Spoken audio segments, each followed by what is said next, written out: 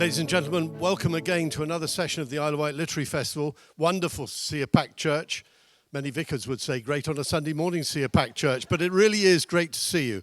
And we're particularly fortunate today to have what I would describe as titans in terms of authority on the Middle East. We're very fortunate. Those of you who came this morning to hear General Sir Simon Mail's talk about the history of the Islamic Caliphates and their clashes with Christendom will have been as enthralled as I was, and I'm sure you also bought a copy of his book. More on that later. Now we have a gentleman who is well known to the Isle of Wight Festival because he graced us with his presence last year as a publisher, a travel writer, traveling across the area of the Middle East for over 40 years and writing about it in a really readable way. And this incredibly sensitive area, incredibly sensitive topic, in particular getting to grips with Sunni and Shia, which we often hear bandied around, and yet it's so important to understanding the whole, what we now call the Middle East.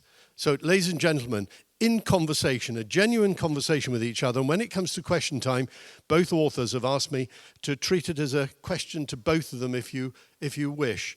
Ladies and gentlemen, without further ado, we are really honoured to have back on the stage General Sir Simon Mail, accompanied by Barnaby Rogerson. Well, a very good afternoon to you, ladies and gentlemen. This is very much Barnaby's session, as it were, for his fantastic new book, The House Divided. But we do, as Morris said, share a huge mutual interest from a historical point of view, and myself as a practitioner, but Barnaby very much as an absolute scholar on this region. I would draw attention to a previous book of his, The Last Crusaders, which I also used and acknowledge, I hope, in my book. And I know, as I say, Barnaby is a great Isle of Wight personality, so it's an absolute privilege to be here in conversation with Barnaby. And I'm keeping my watch here because the Middle East grows, if you discuss it, it grows arms and legs, frankly, and one can disappear down a million rabbit holes because it's of such fascination. But I think, Barnaby, we might just pick up where Morris has said about your interest in this region. What you've written, and to an extent what I've written, is what I would call applied history, which is taking stuff, I believe, that's really of interest, real importance and educative. But I think, and you've only got to look at the size of your audience today, is of huge interest to people trying to decipher what is going on in this very volatile region and the importance of understanding the origins, ethnic, historical, cultural reference points and identity. So it'd be really useful just to hear that 40-year journey encapsulated and your deep interest and astonishing scholarship regarding it. Well, one of the pleasures of coming to do these talks is you pay proper attention to the person who's interviewing you. And I've both read General Sir Simon's history book and also his own personal memoir. And we realize in many ways we're part of that extraordinary, incredibly proud of being British. But through the accidents of our parents and grandparents, we are part of that wonderful internationalism of Britain. Sir Simon was brought up in Aden, as a young man volunteered to serve with the Sultan of Muscat and Oman's forces. So had Arabia, the scent of it, in his bloodline, and I was lucky enough to spend some of my childhood in Malta and in Gibraltar. And although we're British, there is there's a creeping Middle Eastness in us, and we love it. And it's not just an academic interest, it's part of our sort of bloodline and passion. And that is sort of one of the explanations of what I've done over the last 40 years. But in being in Gibraltar, I'd just been expelled from my leading public school for burglary and was trying to sort of reposition my character. And so I spent a lot of time with my parents, much more than I think they wanted. But in the process, I got to know many of my father's very smart, by which I mean very intelligent, naval officers, colleagues. And what was extraordinary is how brilliant these people were, technically, tactically, but they lacked an appreciation and an empathy to North Africa. We were in Gibraltar, and you could see Tangier, Morocco across the road. And I think as a 17-year-old, I caught hold of something that wasn't answered, and I'd go on journeys to North Africa and come back and try and talk to people. And it's extraordinary the level of sort of polite ignorance amongst these otherwise brilliant people. And I think you, in your career with the American Army, know that same sort of absolute tactical brilliance and that lack of the big strategic picture. Yeah. And I think both of us are very interested in, and it's wonderful, we're talking to people who share this wide sort of concern. Well, it did worry me when I was serving in Baghdad, and Barnaby kindly has read my book Soldier in the Sand.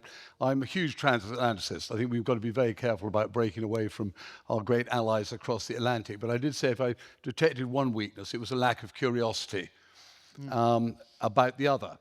And I just use as an example that the date 1258, which again Barnaby will know well, and all of you will, many of you will know well, which is the sack of Baghdad by the Mongols under Genghis Khan's grandson.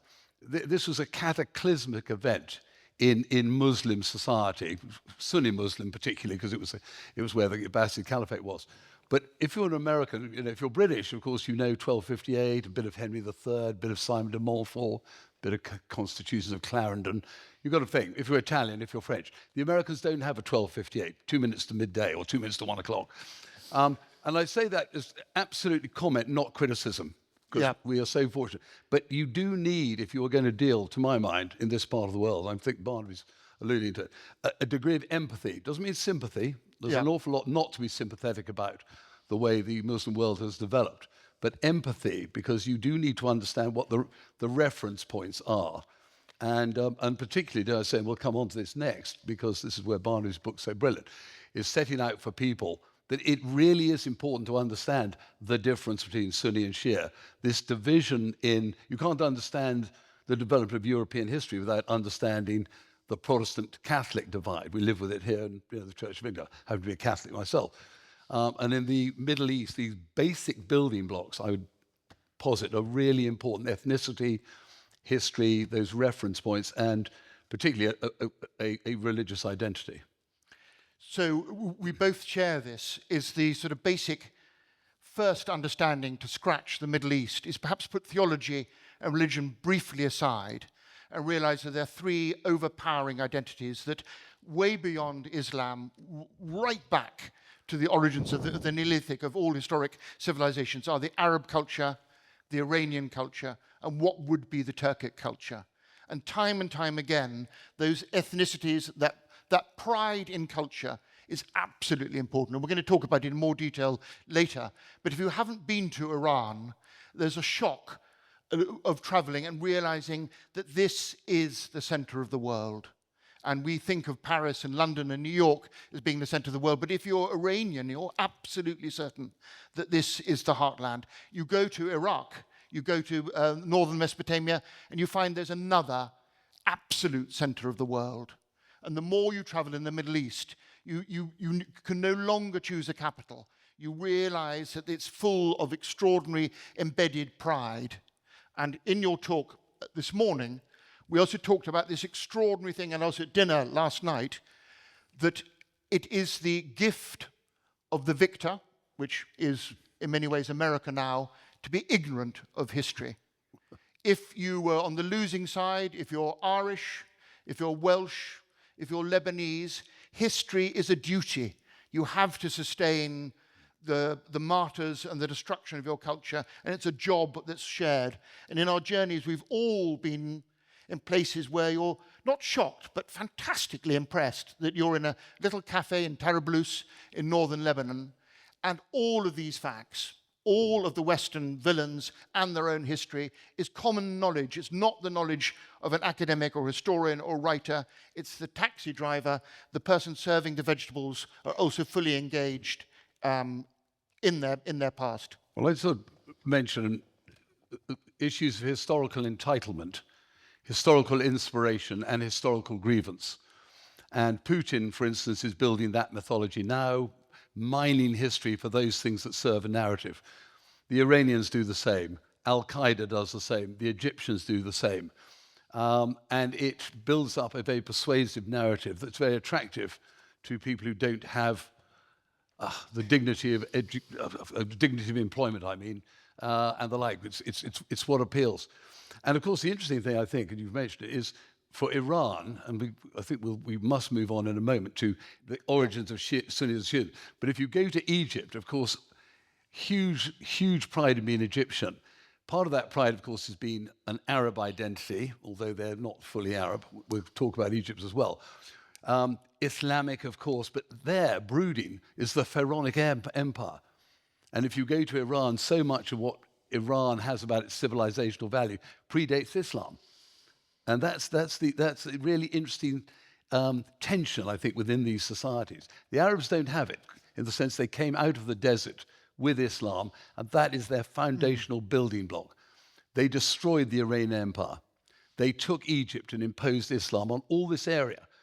So these great civilizations take their religion from the Arabs, who come out of almost nowhere, Medina, Mecca. But let's quickly, because I do want to talk about Sunni Shia. I think it's really important that everybody will know about the division and its importance in modern politics, and the fact that Hezbollah are Shia and the Houthis in Yemen are Shia, and Tehran has this. But it's really important, the Iranian sense of themselves as a regional power, a great imperial power, a revolutionary power more recently, and of course, champions of Shias. And perhaps we might go back to that early division that so influenced Iran in due course and lives with us today. Barnaby. Thank you for that question. And by the way, I've stolen one of the General's maps from this morning's lecture because I failed to bring of my own, but it's his title. But I think we need to, I suppose, very simple definitions. Sunni, Sunnah, the safe pathway. Even in its terminology, Sunni is not passionate. It's just suggesting this is the safe journey to the well. There are other distractions, but the Sunnah is that journey, the well-trodden path, the tradition. That's what it means. Shia is from Shiata Ali, the party of Ali, and immediately you've got a feeling that it's a campaign and it's wrapped up in a personality. And these are easy explanations, but they're also true. But I think we also need to stand back a bit. I've been accused of being a sort of proto-Shiite by my friends in the Foreign Office, sort of being over passionate about their identity. But basically, Britain, in our allies in Saudi Arabia and the Gulf, is basically flooded by the Sunni tradition, and that the Shiites don't get their full sort of energy of explanation. So we're going to look at it briefly through an intensely Shiite point of view. It's the last year of the Prophet Muhammad's life. He's leading the only traditional Islamic pilgrimage that ever happened in his lifetime. He's leading it personally. Every action that the Prophet Muhammad did as an old man is still followed 1,400 years to the gesture, the detail today by both traditions. On the way back home to Medina, which is his home and the heartland of his community, he stops halfway. It's a sort of 14-day sort of journey, and stops at a well-known campsite called Gardahum, named after a casual bit of water collecting rock, which is a good place to have a campsite. And in a rostrum, about the same size as the rostrum we're standing today, made out of saddlebags and saddles, the Prophet Muhammad holds up Ali's hand and proclaims him his successor, that I call upon God to be a friend of Ali and to be an enemy of any enemy of Ali's. This is in front of all of the gathered Muslims. Sunni and Shia all believe this happened. So what's extraordinary is how much is in common. But what is absolutely vital to the Shiite understanding is that very day the Prophet Muhammad had the last tiny bit of the jigsaw of the Quran, which delivered over all of his lifetime, improved and worked upon. And God, because the Quran, if you're a Muslim, both Sunni and Shia, is not history, it is the word of God coming down through the archangel to the prophet. He said, today I have completed my religion for you. So for a Shiite, the blessing of Imam Ali comes after the end of the Quran. So they are as one. So if you're a Shiite, you understand as the Quran, as the recitation ends, God has designated a successor. So it's really quite powerful stuff. So for a Shiite, you're not talking about election, who's worthy or whatever. It's just God designation. And shortly after that last speech with the Prophet Muhammad, there's a public oath, one of only 5 public oaths taken in the whole political religious career of the Prophet Muhammad, taking Imam Ali's hands and offering him their obedience. So if you're Shiite, it is just absolutely clear that there is a divine pattern and there's a divine order. And you talked earlier on about this difference between caliphs, if you don't know it, are basically a Sunni institution. Shiites believe in the imamate. Imam Ali was chosen as the successor of God, successor of Muhammad, to follow, and the Shia believe to develop Islam into a passionate, caring, articulate, popular movement. And that is another extraordinary change to understand, is the Shiites then believe that Imam Ali and his successors designated, chosen the best of all amongst them to carry on this sort of vice-regal role of spiritual interpreter, and to be the living imam of each age. And so that, for those who've had the privilege of meeting the Aga Khan, he is the 49th in direct genealogical and blessing succession from the Prophet Muhammad. So this line still carries on, and the Shiite tradition goes in many different ways. But you have that force, if you're Shia. What happens, of course, is very different. Ali is quite a young man. Arab tribal politics, unlike British hereditary descent through father-son, always preferred the elder brother. You've seen that with the Saudi Arabian royal family, is that you choose the well-experienced greybeard, the man who's witnessed things. And so when the Prophet Muhammad dies, there's an Arab Bedouin immediately, let's choose not the energetic young man, but the trusted older man, Abu Bakr. And again, you've got this sensibility of Sunnah being a safety net and Shia being this divine spark. Is that too much or too much? Not at all. But it really is important to understand, because this so infuses the Muslim world and so divides the Muslim world. And what you are finding today, of course, is precisely the way these branch. And eventually you go into the 16th century, and I'll come back to the importance of the sons of Ali. When you come to the 16th century, a bit like Constantine adopts Christianity as the defining religion of the Roman Empire, Shah Ismail, he's a Muslim. He's Persian. He's adopting a Persian identity, which, as I say, that identity long predates Islam, back to Zoroastrianism, the Achaemenids, the Sasanians, these great influences still. He adopts Shiism as the dominant Muslim identity of Persia. And so you get this alignment of Iranians who are distinctly different from Arabs and distinctly different from Turks. So now you have this, as Barnaby referred to earlier, this Arab-Turkic, because it's coming out of these predatory nomadic tribes coming out of the plains of Central Asia, and Iranian with their long sense of history. So that division is reinforced. Most of the Arabs are Sunni. There are elements of Shia, oppressed Shia minorities, funnily enough, southern Lebanon, Hezbollah, western Syria, the Alawites, the Houthis, or the previous incarnation, Zaydis, Yemen, who begin to look to Iran now as their religious champion. So suddenly you get the great regional power, Iran, with its great sense of imperial history, its Islamic identity, and now specifically allied to these identities, Shiism. And of course, it sets itself up in opposition to the Ottomans, who by this stage have basically taken over leadership of the Sunni world. They've taken it off the Arabs, largely with the Ottoman defeat of the Mamluks. And so you get the beginnings of what you can identify on this map. That's actually the Ottoman Empire is a Sunni empire. There are Shia within it. The Ottomans absolutely carried out, we can't really call it genocide, against the Shia early on.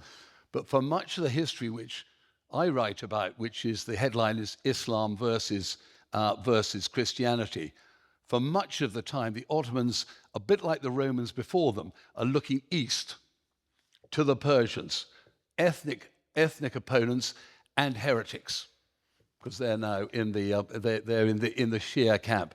So this really defines the Ottomans are always dragged between fighting in the Mediterranean against the Christians, fighting in Central Europe against the Christians, and constantly having to look over their shoulder to what became the great Safavid empire in Iran, but based on Shiism. And I think this becomes really, it's a bit like, again, Catholics and Protestants. A much more deadly enemy is the heretic within your own religion. The infidel's always damned. To hell with the infidel up to a point, well worth a bit of God, glory, and gold.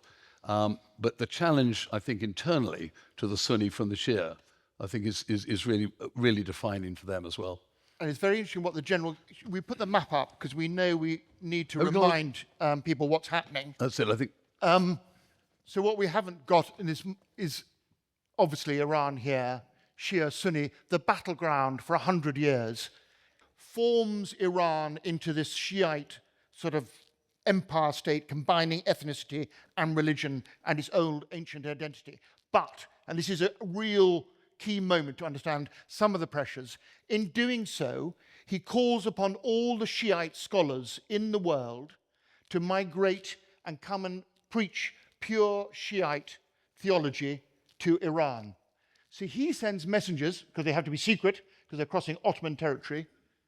They go to the Jibal Amal in southern Lebanon, and there they find scholars who take the journey as humble merchants going to Iran. The other place he goes to is it summons them from Bahrain.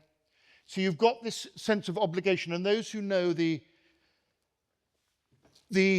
names of some of the Shiite scholars always imagine you're talking about Iran, as it's a Persian Shiite empire.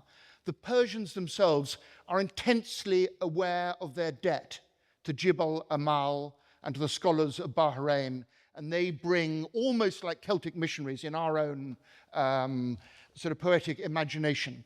And so there is a real exchange and obligation, and people sort of sometimes think of the Persian Empire as threatening, but for a proper Persian scholar, there is that sort of obligation. And there's something else you need to know about the Shiite world. Those of us who are aware or proud to be members of the upper middle class in England know that education is everything.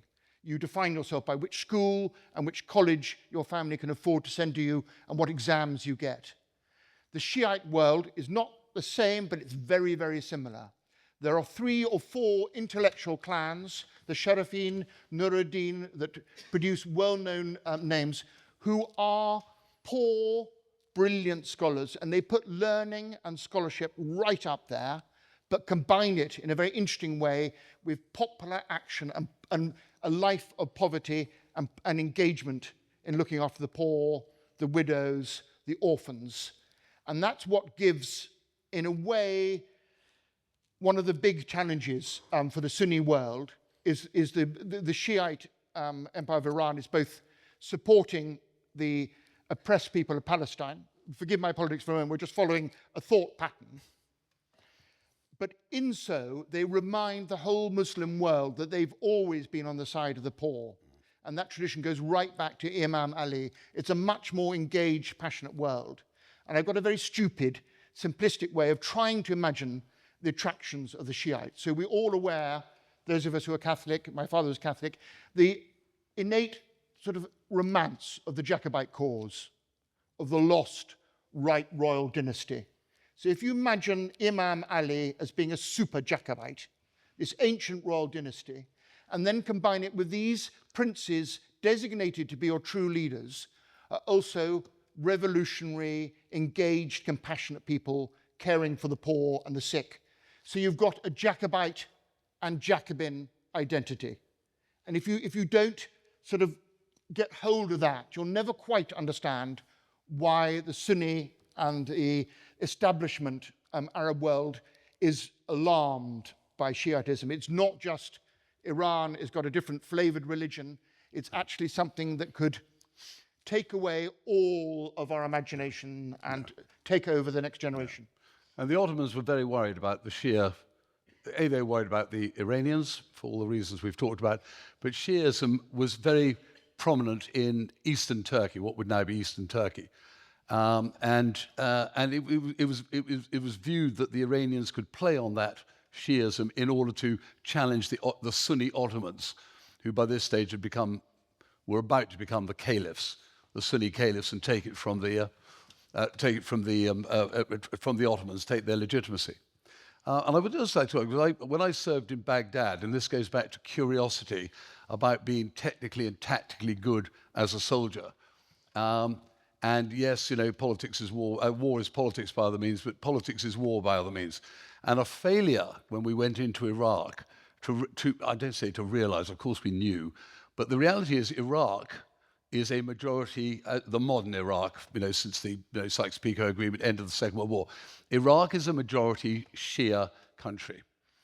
The Shia are about 30% of Lebanon. They're about 15% of Saudi Arabia.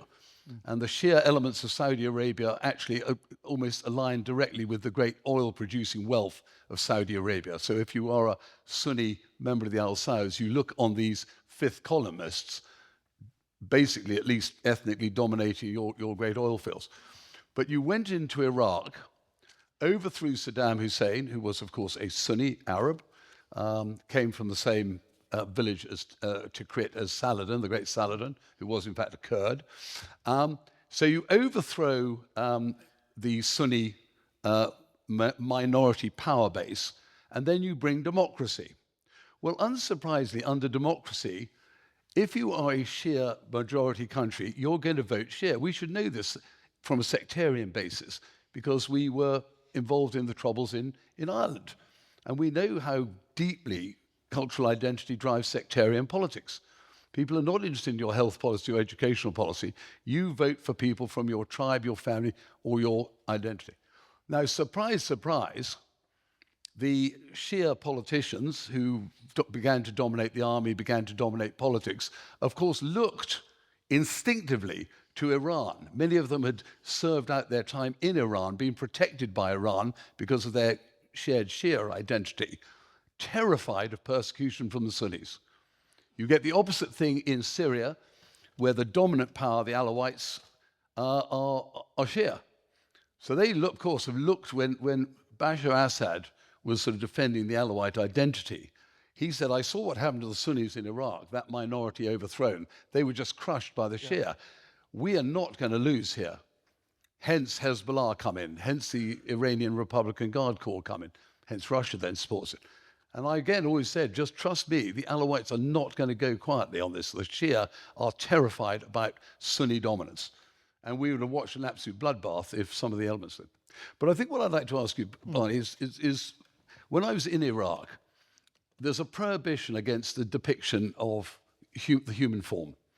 And yet one thing the Iraqi security forces time and again did was fly very blatantly the Husseiniya, the flag of Ali's sons, so Ali himself, who was assassinated in a mosque, and his sons Hassan also died, and then Hussein. And I think that's an interesting story to quickly mention, this sense of martyrdom. But it's just interesting why they fly that, and yes, and how they express themselves through that, and how they're allowed to. So I had a friend, Bruce Winnell, who spoke 11 languages in the Middle East, traveled everywhere, welcome everywhere. He worked for a time for that wonderful foundation in Kabul, teaching young Muslim artists their own history and the calligraphy styles throughout it. And on one occasion, he showed an image and was arrested at the airport, and all his art history slides were destroyed in front of him. The patrolling of imagery in religion, in the Sunni religion, has become extraordinarily sort of intense, and it's something with the cartoons in Denmark we're all fully aware of. And most of us in Britain now, if you're involved in writing about Islam, just do not put an image of anything of the Holy Family, of the Prophet Muhammad, anywhere at all, because you know you're going to get 40,000 tweet objections and a storm. But it's a shock when you first go to Shiite Iran, and then you go into Mashhad's Central Museum of Spiritual Culture, and there are modern watercolors of Imam Ali and the Prophet Muhammad. And it's like going through a sort of thought, I didn't think this existed anywhere. And you go into this culture, which is unashamedly using art in a very similar way that we can feel in this church to support and ramify its belief system, and using processions. And also, it's wrong to call it Christian, but you can't understand Shiite nature without remembering one particular thing. We've heard about Imam Ali not getting the first choice, although God designated. But what happens, he has to put up for 40 years. His first Abu Bakr rules for 2 years, then Omar rules for 10, and then the dreaded Uthman, a sort of posh sort of banker, gets a job rather than him, absolute disgust. And finally, he is appointed both Imam and Caliph. But by that stage, the community that he would have looked after has broken up into an extraordinary sort of military pride. And things, sadly, start crumbling the moment he takes over the throne. And he does his best, but he's assassinated, as the general said, in a mosque. And then his son, Hassan, no one talks about, voluntarily resigns his claim to the imamate and goes back to be a mystic in Mecca and Medina, and says to the general in command, you rule on my behalf, but when you die, it's up to the community to choose your own boss. An incredibly generous, noble offer of a Hassan to dissolve this incipient civil war and paint himself out of the situation. When the old military boss dies, he appoints his son Yazid, a brilliant cavalry general, storming all over Anatolia, very charismatic man, but every Muslim realized something terrible has happened. Within a generation, what was going to be this passionate religious quest for equality and decency in the world has suddenly become a monarchy upheld by the leading general. And so the people of Kufra send a message to Ali's son, release us, rescue true Islam, come and return us to the religion of your grandfather. And Hassan, as this poor intellectual prince, takes up the challenge and rides out in the desert with just 72 volunteers to go to Kufra, which is one of the great Arab military bases, and return Islam to its true form.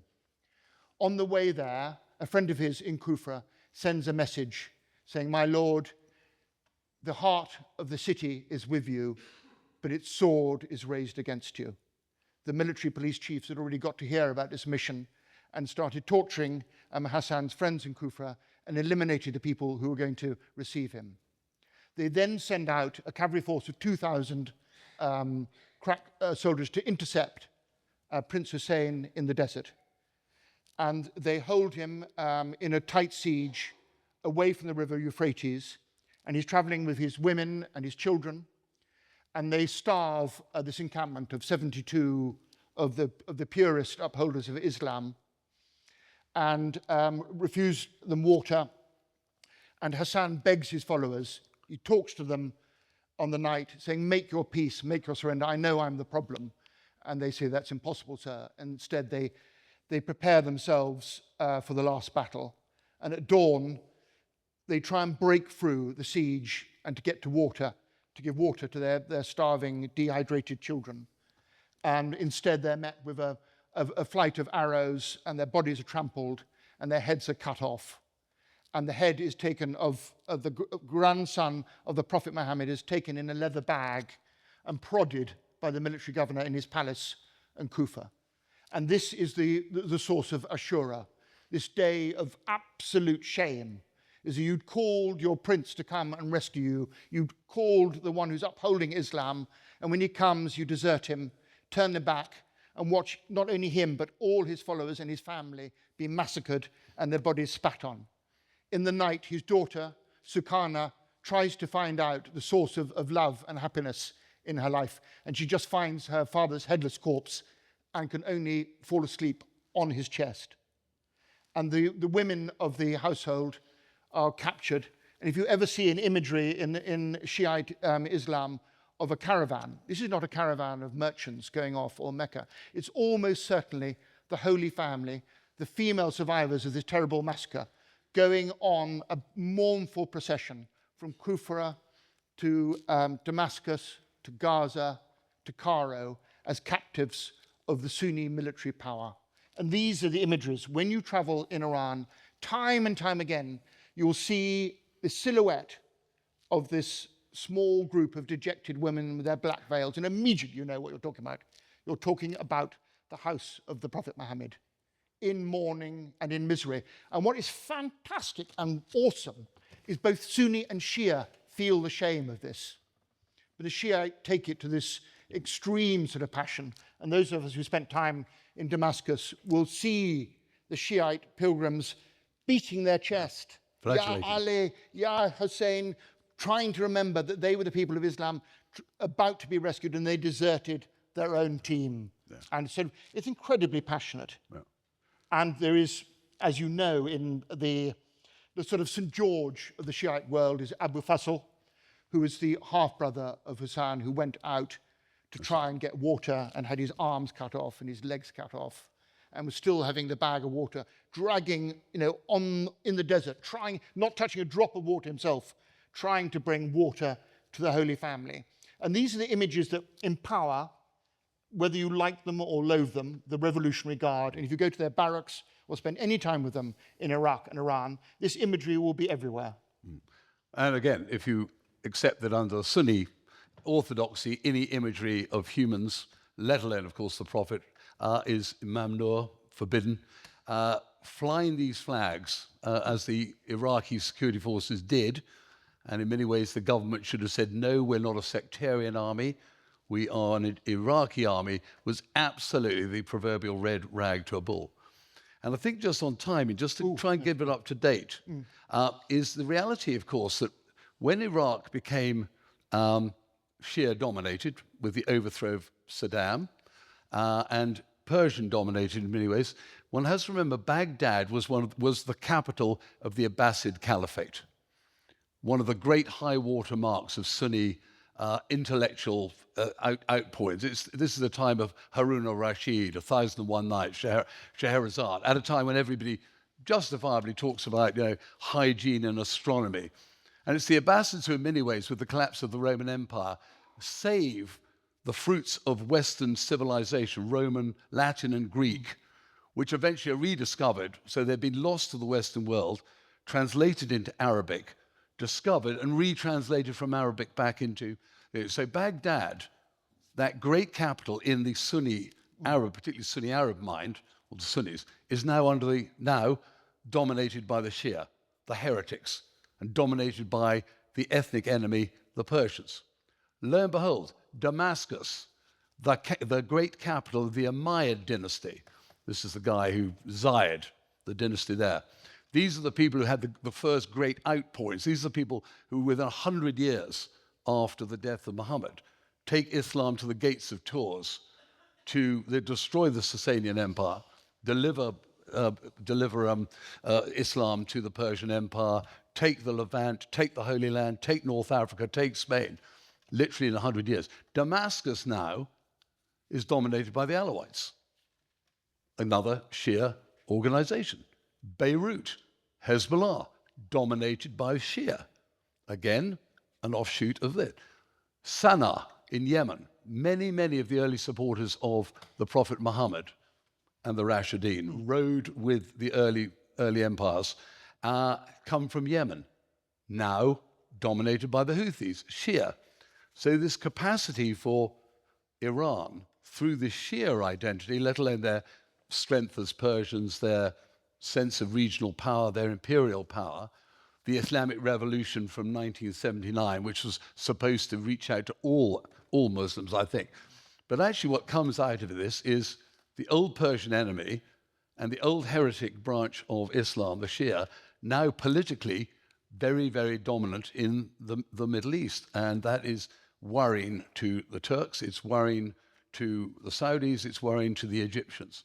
And it ties in as what we call applied history. Barnaby's book, The House Divided, really does have these echoes, which, as Barnaby says, you know, the death of Hussein, who died in 680, this is within 50 years of the death of Muhammad, this split, you know, is absolutely, you know, solidified with the death of Hussein and the martyrdom, is still referred back to every year on Ashura or Arbi, you know, as if it was yesterday in many ways. So I don't know, Barnaby, before we pass it over, is just perhaps to pick up some of those themes about the importance of that Sunni-Shia divide to an extent relevant to today's understanding today's issues in the Middle East.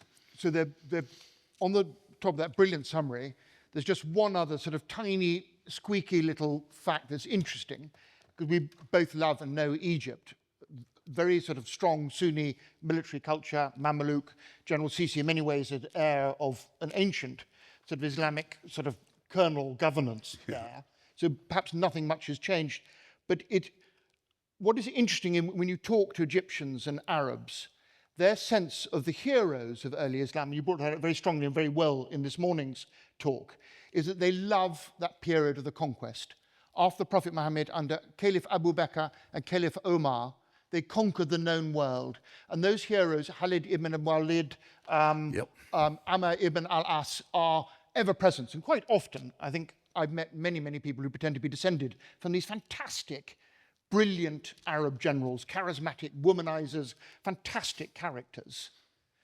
That is the Sunni tradition. If you go through the curtain of the Shia tradition, none of those conquering people who created that first caliphate are their heroes. Their heroes, fascinatingly, the four so-called friends of Ali.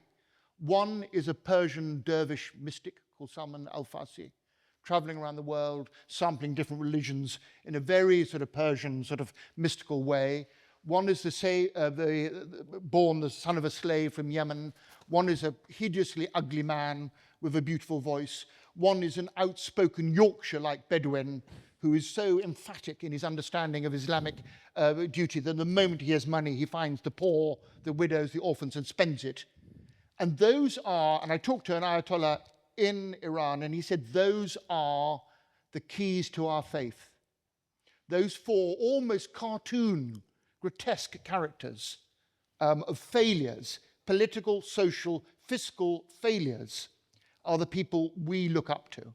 Well, the Sunni are caught up in, let us try and recreate, as you talked about this morning, this whole magnificent structure of that conquest empire of the Caliphate. That is sort of, I know we're running out of time. That is one... Few questions. That is one essence. But you might be asking us questions again about what's going to happen in the world. I mean, it's all going to get quite gloomy. But my shorthand, as the General said, there are things a takeaway worth the price of the ticket is, as he mentioned, this 15% of Saudi Arabia on that east coast, which is Shia, and as he mentioned, also close to all important oil wells. However much the Saudi Arabian king wants to be a tolerant, good, wonderful, new upholder of his country, if that group break away, Saudi Arabia is destroyed and finished. So you cannot temper your Sunni nature. The other key thing you need to know is this area here of Iran, Khuzestan, is Arabic-speaking and Arab ethnicity, and has also got most of the oil wells. And the Iran-Iraq war is essentially over that. So these are the two jugular veins. Don't worry about anything else in the Middle East. But if things go wrong there, we are approaching a third world war. And the other thing we haven't talked about, because it's a whole different lecture, perhaps we'll come back next year, is that the Turks are very strong and good and admirable people, but they've got one rule: do not break our country into half and allow this whole area of southeastern, a third of the republic, to become an independent Kurdistan. And the general, I'm afraid, in his confessional memoir, has actually helped a little by arbitrating the sort of semi-independent emirates that are being created in northern Iraq and Syria. And that would be my third jugular vein worry. If that starts boiling up, we're looking for interesting times. In the Chinese sense, unfortunately. Maurice, I think we've got 10 minutes or so. If we do, that'd be very nice. Can I just check from what you've said, is it that the Shias are following the example of the early generals and No, being the other way around. other way around? Sunni Sunnis. love tough, wonderful And generals. the Shias are following the example of the four strange, Correct. Yes, amongst- wise people. Thank Absolutely you. right. The general's last book concludes with this wonderful line, which I hope I'm not going to misquote you. I think you're giving a briefing to some Americans. Right. And they said very thankful. Well, I'll simply say, because Barnaby was very kind to refer. I gave a lecture on the Middle East, quite a lot of this, Crusades, all the thing. And at the end of it, a delightful gentleman came up to me, and this is, I think, very appropriate here, and just said, General, we have really enjoyed your lectures. We're still a bit confused, but thanks to you, at a much higher level. And I looked at him, and he looked at me, and we both roared with laughter. And I said, that might be about the best you can hope for. This is the Middle East, frankly, to be confused at a higher level. He begins and ends the book with this. It is a highly complex thing, and it is trying to get a handle on some of these building blocks, which Barnaby lays out so well in his House Divided. It's so important. The geography, the history, the cultural reference points, the ethnic identities and the religious identities are so important to get a handle on, because they do lead you to this greater understanding of this huge confusion and complexity. You haven't talked about Sufism, which in my understanding of the Middle East has always been an important element of Islam. So did everybody hear? There's a question about why we haven't mentioned Sufi. Sufi, if I can answer, Please, very much yours, is very simple. It's for those who've listened to what you need to do, the 5 prayers, the charity, the Hajj, and want more. So Sufi is like someone volunteering. You've had your communion, you've had your Mass on Sunday, but you want to do the Thursday prayer meeting. And that's simply what Sufis are about, is a further intensification. And the key word is dhikr. It's this constant remembrance of the importance of God in everything you do. And a good Sufi should be immediately indicated by their confession of ignorance, their social ease, their goodness. They are living Islam. And there's a lot of confusion about Sufism, but that is the crystal clarity. But the interesting thing about Sufi is it's just an intensification. So you can be a Sunni Sufi, you can be a Shia Sufi, and without, again, confusing the world, perhaps, perhaps another lecture, in fact, that there is something innate in Sufism that leads you towards respect of Imam Ali and that Shiite way. And many rulers look on Sufism as either an ally to them or an enemy, or a potential enemy, or a challenge, because they're living this good life which contrasts with the appalling behavior of individual sultans or caliphs. And finally, enough, Sufism was also very closely aligned with the Janissaries in the Ottoman Empire. So the dervish element was very closely aligned with the organization of the Janissaries. And they were stamped out largely when the Janissaries were stamped out in the early 19th century. So it's a fascinating thread that runs through both elements of Islam.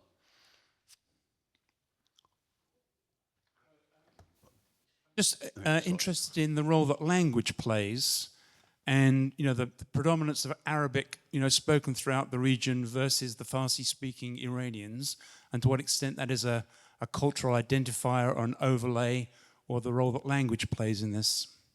We're going to confuse you again, but the current Ayatollah of Iran is actually a Turk, ethnically, and is a very good scholar of Turkic poetry, medieval Turkic poetry. So there are constant crossovers, and of course he speaks wonderful Arabic, but everybody understands that to fully embrace the Quran, you don't read it, you know it. you recite it. So it's got this, in its core, proper observation of Islam is within your chest. It's a sound. It's not just written. And I know that's a partial obstructive answer. And modern Turks, I see old men in mosques struggling to understand the true meaning of the Quran because they've been separated from Arabic culture. Iran, in my experience, is quite trilingual and heavily involved in its Iranian poetic heritage, Turkish poetry, and the Arabic to understand the Quran, which is different from the street Arabic that you speak in modern Arabia. Barnaby referred to it, the Quran, the difference between the Quran and the Bible. We know the Bible was written by the evangelists, and we know it's not the divine word of God, the Bible. It's a record of the actions and thoughts of Jesus Christ, particularly the New Testament. The Quran is perceived to be the received word of God. Hence, it is not open to interpretation. If you're a takfiri in the Al-Qaeda or ISIS mold, a fundamentalist, you are going to take a set of rulings that were, to an extent, reflected the culture of 7th century Arabia and say it's immutable. The other thing I would say, because your question is very well put, I was in a madrasa in Pakistan to see where all the young children were rocking to and fro, learning by heart, precisely to get the feel for the Quran. They were learning it in Arabic. They did not speak Arabic. The capacity, as we knew under the Catholic Church, when we didn't have a vernacular Bible, to say, I'm going to talk to you in Latin, which you don't understand, then I'm going to tell you what it says, and I'll learn what it says. The same happens across areas of the Muslim world that use the Quran. They learn it in the original Arabic by heart, and they haven't got a clue what they're learning. An extraordinary amount of intellectual firepower is being used to learn something that eventually is then revealed to them. And this is the power of imams who say, let me tell you what this is all about, and are able to also, manipulate the minds of very impressionable young people in parts of the world where there's a very, very young population. So again, that sort of, the origin of the Quran, the origin of learning it, has a direct influence on some of the modern politics. And Tim McIntosh Smith, who is a wonderful Arabic scholar, spent most of his life living literally in a tower house in Sana'a in the Yemeni mountains, wrote a really good book about Arabs. And he said it's a bit like being Greek. You've got ancient Greek, and you're developing your language, but the language of the Iliad is going to be more respected. And it sort of destroys the organic evolution that we've allowed with English, because everybody knows that Arabic is going to evolve in regional dialects, but there's this pure thing that's always going to be preferred and keeps flowing in, and possibly, in Tim's argument, destroys the proper evolution of language, this over-respect of this sort of adamantine, unchangeable core document. Thank you. Just to take you back to perhaps the most depressing aspect, at the very end you talked about oil and the risk of a third world war. Can you just expand a bit on to what extent the West is making things worse by being involved, and to what extent there is a role for the West to try and play in this area? I think that's one for you, General. The tragedy, to be honest with you, you've got to take it back. It's very easy to criticize the West for its involvement in the Middle East. The West really had no desire to get involved in the Middle East. The Ottoman Empire chose, sadly, under the Pashas, Enver Jamal and whatever, to join the Central Powers in the First World War. Now, the Ottoman, I've got another map which I can't, well, you can see AD 1914, to be honest. That is how the Ottoman Empire collapsed. All of North Africa was dominated by the Italians, the French, or the British. All of Central and Eastern Europe taken. But the Ottoman Empire made a decision that it would come in on the side of the Germans and the Austro-Hungarians, Christians, in order to hopefully stop that decline, be on the winning side. And of course, when they began to fail, they were hopelessly ill-prepared for industrialized warfare of the First World War. We failed at Gallipoli, one of the great high water marks of the late Ottomans and one of the founding inspirations of the Turkic Republic. But of course, one thing we then decided was we would go in on this Ottoman-Arab divide, sorry, this Turkish-Arabic divide, which had been encapsulated within the Ottomans in the 16th century, and drive a wedge through it. And what we'd try and do is play to the Arab sense of greatness again. You can have the lands of early Arab expansion back. What we did, of course, to an extent, was really confuse it by having to come with a deal with the French that we would split up the areas of what we now know as Lebanon, Syria, Iraq, Transjordan, and Palestine. And then we doubly confused it by the Balfour Declaration, which looked with favour on a Jewish homeland within this area.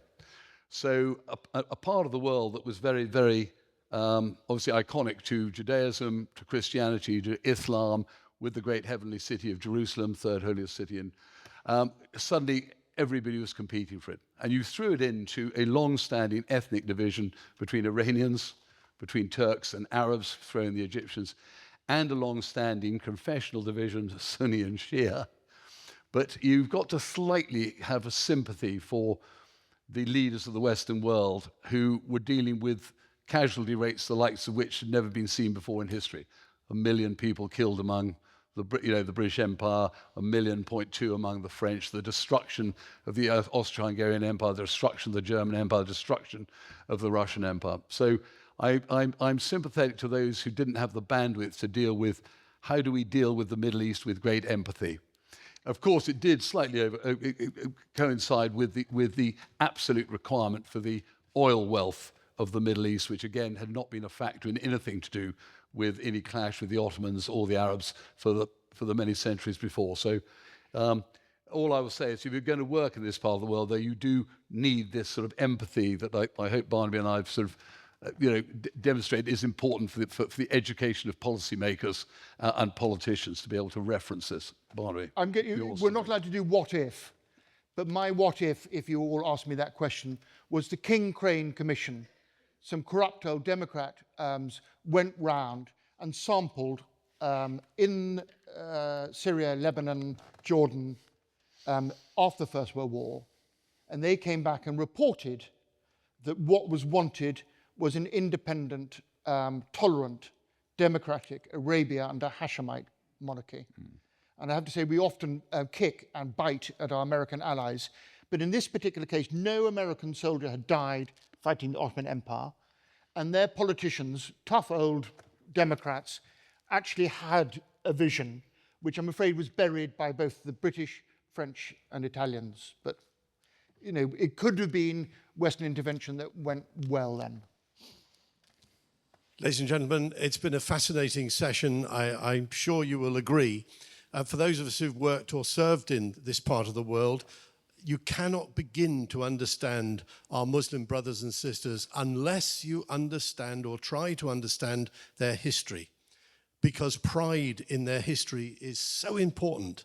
And we've had a splendid expose of that this afternoon. You can follow it further. This is Barnaby Rogerson's latest book. He will be outside selling the book in a moment. I say outside, I mean in the room next door, selling copies of his book. Please buy it, because this really does get to the nub of what's being talked about this afternoon.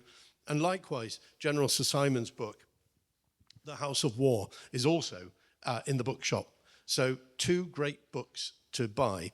I think it gives us, with all the worry and all the talk and all the television coverage of the Islamic world and the impact it will have on the rest of the world, we can take some comfort that we have a distinguished army officer who led the coalition forces in Iraq, and a writer and publisher who was brave enough to write the story of the Prophet Muhammad.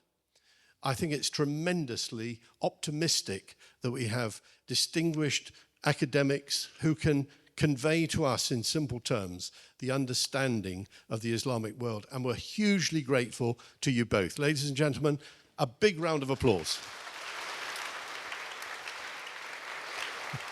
Thank you. Yeah.